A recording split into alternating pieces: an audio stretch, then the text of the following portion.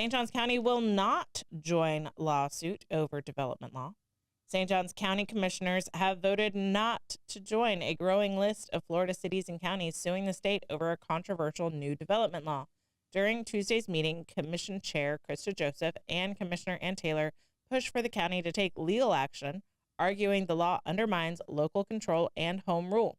The law, passed earlier this year, was originally designed to help hurricane-stricken communities rebuild faster after major storms, but local leaders say the state has since used it to overrule county and city development policies that have nothing to do with storm recovery.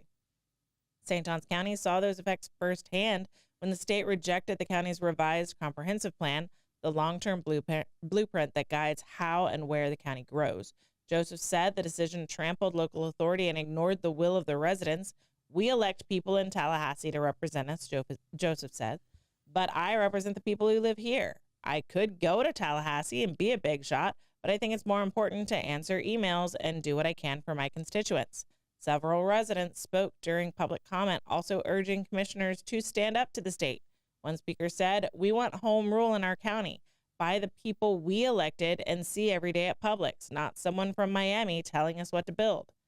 But the majority of commissioners, Sarah Arnold, Clay Murphy, and Christian Whitehurst, opposed joining the lawsuit. They argued suing the state could hurt the county's relationship with lawmakers in Tallahassee and lead to a drawn-out, costly legal battle.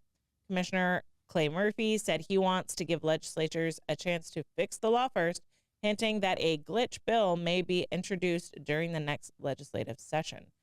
Our representatives have an opportunity to fix this, Murphy said. If they don't, that's when I'll get upset. But I'm not going to get upset until I know there's no path forward. Well, the majority opposed. Joseph's motion failed.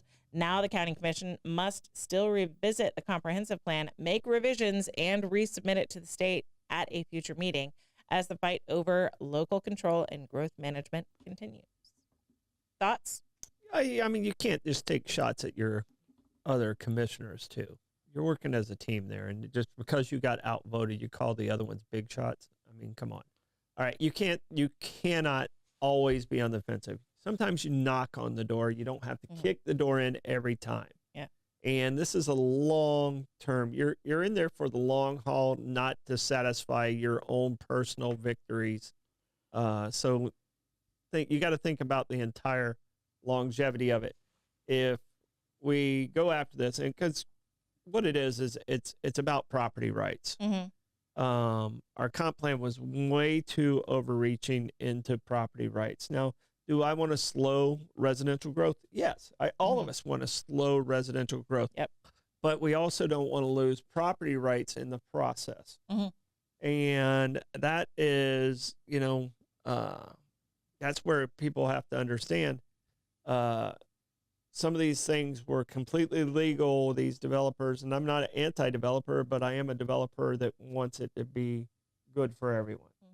So you can't 100% stop. And that's why I lean into the preservation side. And, it's almost like they're going for the solution right now, and they're killing the entire process. Yeah. So I'm glad they didn't sue the state. You sue the state, there's backlash that comes back with that.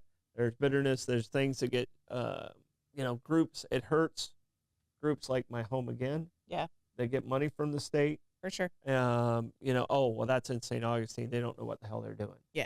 So we're not doing that.